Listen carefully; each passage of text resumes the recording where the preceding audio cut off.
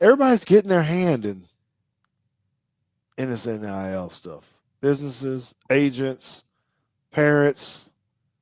There's probably some coaches in it for all we know, cutting some deals or something and trying to work out stuff. I don't know. So we were looking at an article with some anonymous people through the Athletic. I think it was a great read, right? Mm-hmm. And just talking about the chaos that's going on with this. And so, I don't, JT, how far is this getting out of hand with the NIL and the portal? And can we ever reel it back, or is it just kind of is what it Oh no, is? you can't put the genie back in the bottle. There were things in that article that surprised me, and there were things that didn't surprise me. I think that, at least based on what I read from that article, it's kind of changed my mind a little bit on what the actual problem with NIL is, and when we say getting out of hand, like what exactly is getting out of hand? Because we Right. at first we thought maybe it's the amount of money that's being handed out and things like that that's getting out of hand, and a lot of the coaches, the anonymous coaches, and general managers and other people that are responsible for making these deals and giving money out,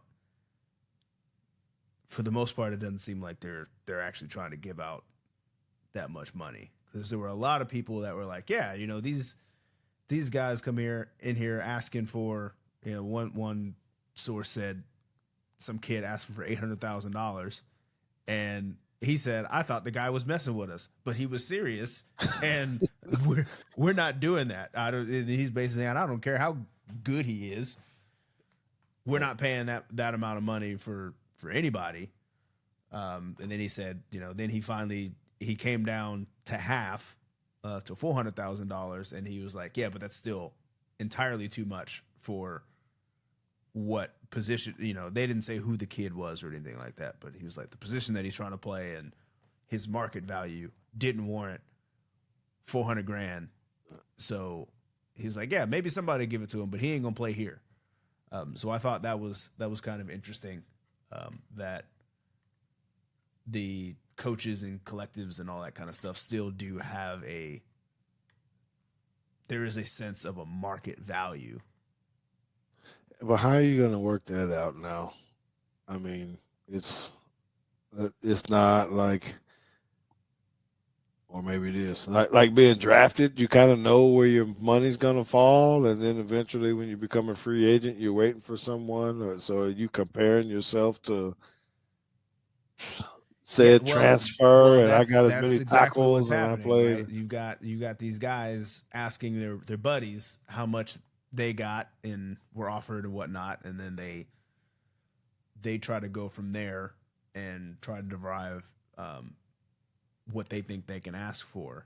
So I think where it kind of starts to get out of hand, and this is the one problem that I'm not sure how you actually solve, and that's the air quotes for those listening, the tampering part of it, because I was also kind of confused on like how these how some of the kids get into the portal with the do not contact tag, and they already know where they're going, and then tampering doesn't happen.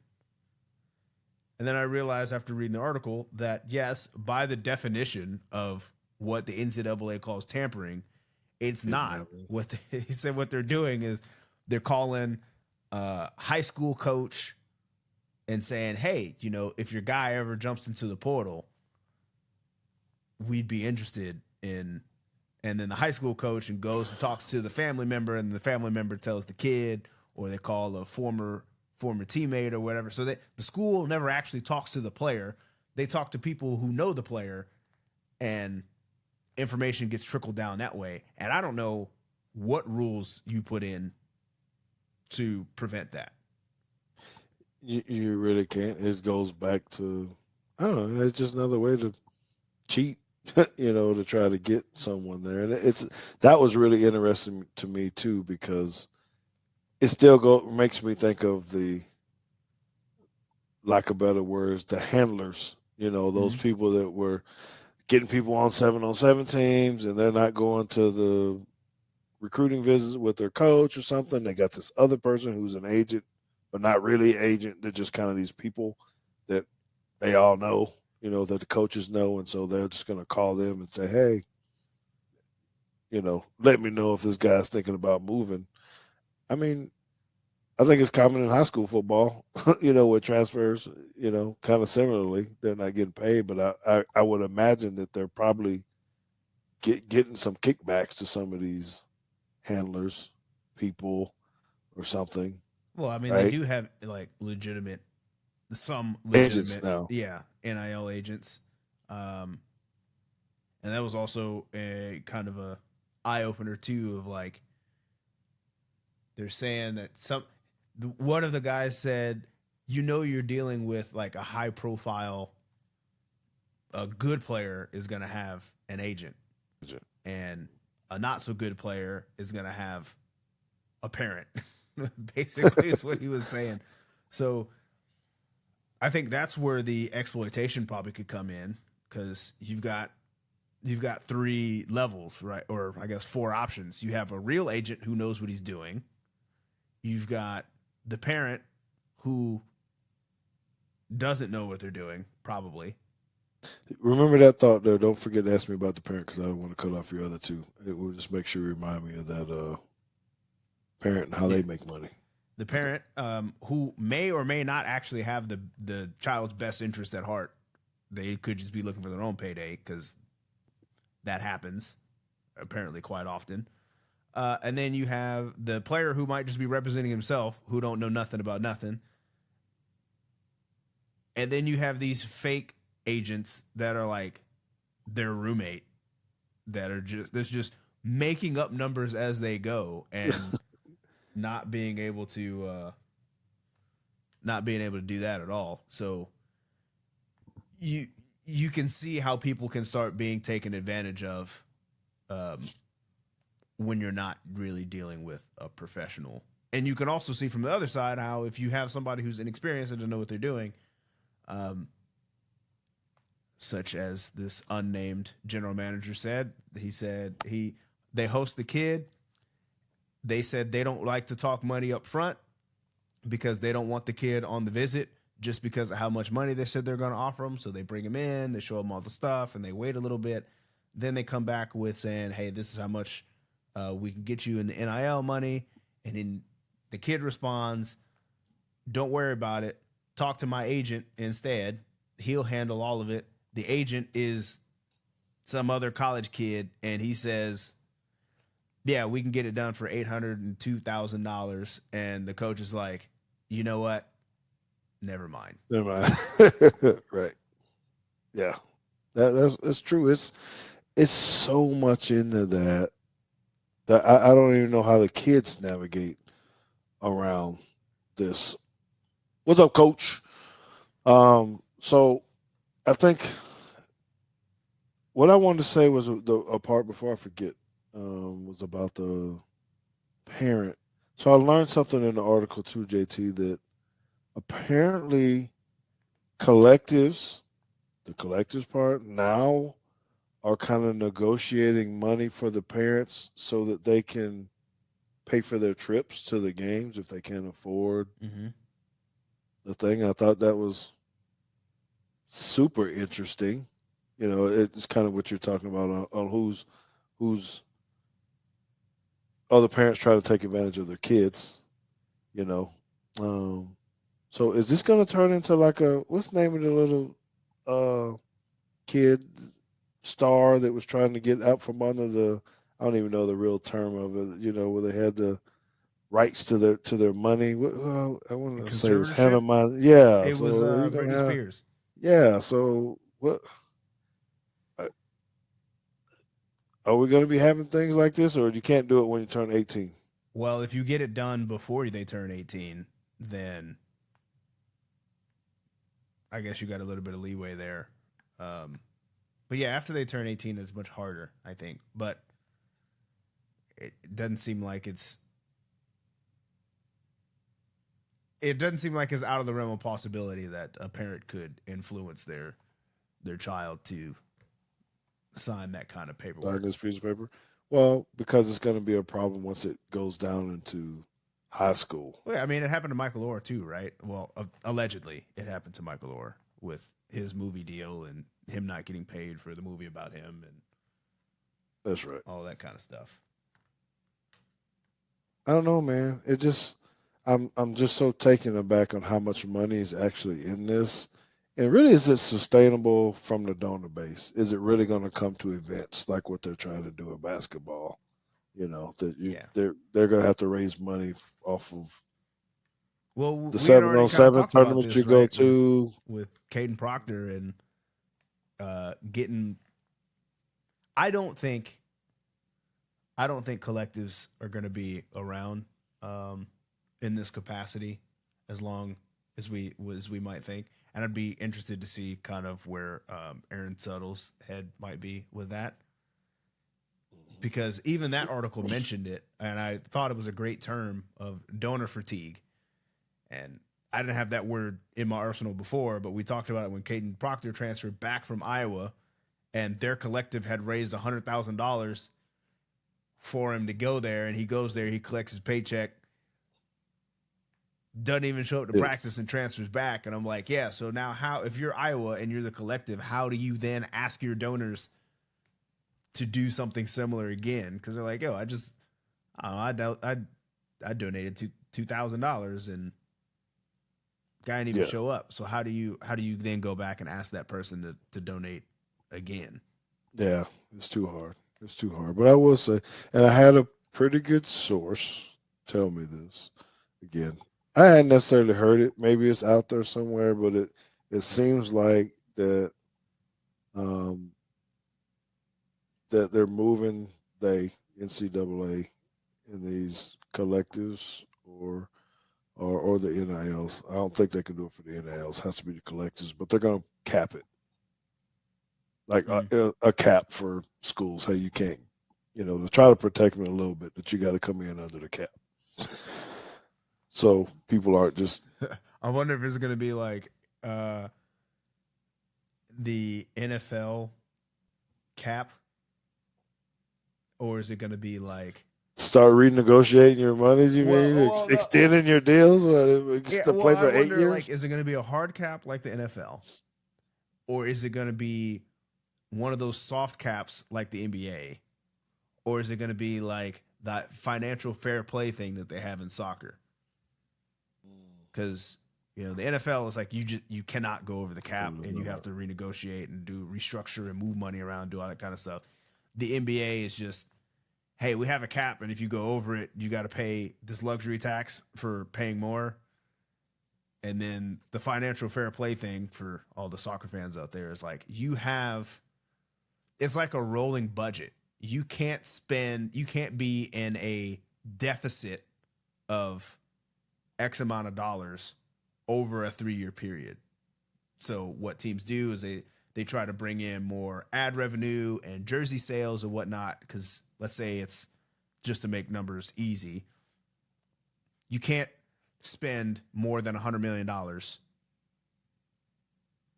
over a 3-year period. And they say, okay, well, if we make a profit of $200 million this year, we actually have a $300 million budget. But then if we bring in another $700 million and we've made $1 billion over 2 years, we can spend, over $1 billion now. Yeah, that's crazy though. Yeah, and then there's all kinds of ways people skirt the rules. They inflate their TV revenue contracts, and they say, hey, it's not actually worth, we signed for 700 million, but it's actually worth 800 million. And then you got the jersey sales and this and that. And they try to lump all that together to say, this is how much we actually made. NCAA can't handle that part. That would be too much, and you'd have to have a whole lot of investigation. So I don't see that. I would hope if I was voting, I would say make it a hard something. This is what you get. That's just it, and maybe it's different by conference, Oh, or well, people something. will be.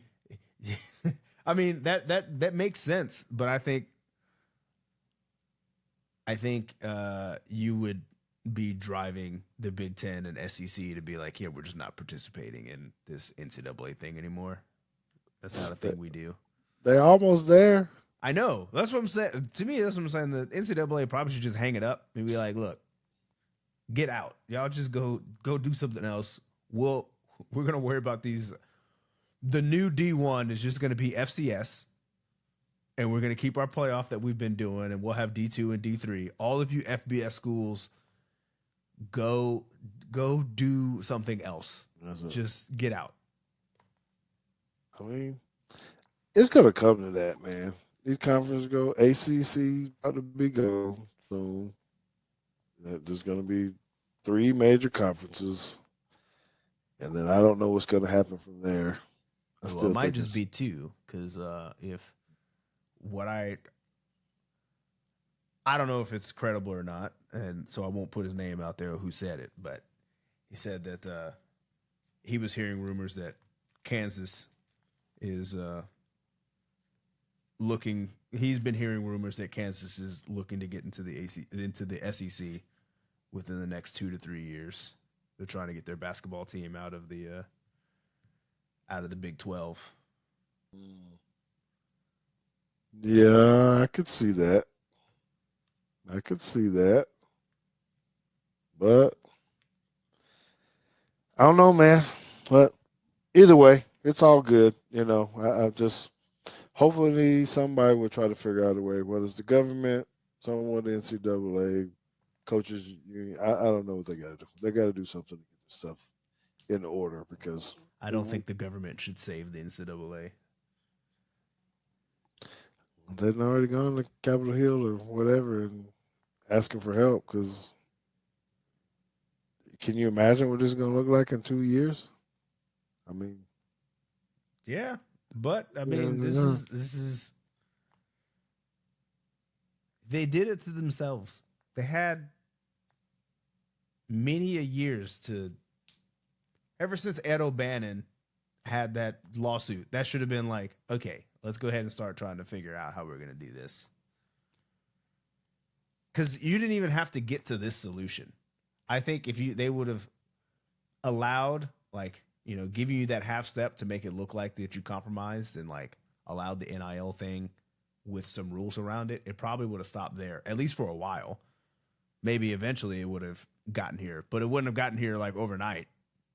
I think they could have staved it off for another 10 years. Say, okay, hey, you can get your NIL money, and here's some rules around it. Go ahead and investigate that kind of stuff. And in 2025, there might be some conversations of how it's not enough,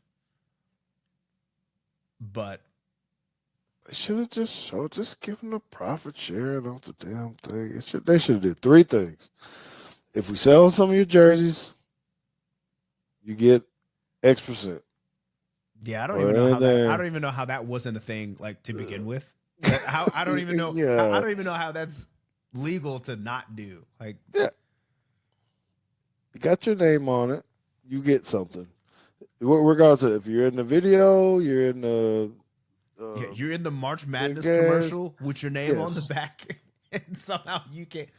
Whatever, dude, you get a piece, right? And then if you I've said it, and I don't know why it wouldn't work, but you got your, lack of what better words, profit sharing. Mm-hmm. You got some percentage of, hey, we make X amount of money, whatever it is. Small pool goes over and divided up amongst the players, or maybe it's tiered some kind of way based upon playing time, or I don't know. And just done that would have. I think it would have been okay, like you said, for a little while. Then maybe you negotiate a little bit more. Well, I want to make money for this. I need to work. I got my air quotes now. Whatever. I'm an influencer. I'm a something. I need to be able to make money. Okay, fine. If you got 1 million followers, it should be all your money. Yeah, and I think that was one of the true, real missteps by the NCAA. And I'm thinking about that UCF kicker that had a YouTube channel, and the NCAA said, shut down your YouTube channel You know, or stop playing football, which is yeah, just bonkers to me. yeah. That's not kosher. But that's what the rules have been. We couldn't work, back in the day, right? We couldn't work except during the summer. That was the only time we could really have a job where you could make money. I guess they just assumed. But all it did, last piece, all it did was created a donor or something else who hired you in the summertime for 2 months and he just overpaid you. So Mm-hmm. you didn't make minimum wage. You made $100 an hour or whatever it was, and you didn't even go to work. So whatever. Um, anyhow, man, I think Well, it's been good. I got to send you one other article because they did one about the Alabama Collective and kind of how that works and what they're trying to do there and some of the concerns that Greg Byrne has, and I guess Aaron Suttles, since he's the head of that collective. And that was interesting because they were talking about Title IX and the revenue sharing part of it, and basically how they were worried that Title IX would force them to divide that revenue sharing like the Title IX rules. The ladies. Right. But what I didn't understand until I read the article, so there might be somebody listening that also doesn't really understand how Title IX works. What I understand it to be now is that you have to split that money based on the percentage of participation amongst those sports. And what it sounded like what Greg Byrne and Aaron Suttles was worried about was if you did the revenue sharing and it was subject to Title IX because of how many women are participating in the athletic department on all the sports, they account for 52% of the athletes, which means they would be entitled to 52% of the revenue. Oh. Even though, and he was like, the Olympic sports don't make any money and all that kind of stuff. And he said, so the revenue sharing that's all generated by basketball and football, more than half of it actually goes to somebody else, which may be a worse situation. Because now you're playing football, you get the revenue sharing, but the rowing team Go to your sees more female money. rowing team. That won't work. That won't fly. Right. So I mean, I see it being a problem, but you just got to figure out a way to be fair and equitable some kind of way. I get it. Listen, I'm an athletic director. I have these kind of conversations all the time with revenue versus non-revenue teams. They're all important. None of us never doubt that, but there is $0 that come in from our golf team because everything is away. I got to pay for everything. It's we just don't. And there's plenty of sports like that. But when you think of football, basketball, then you get to volleyball, maybe some soccer. You got baseball.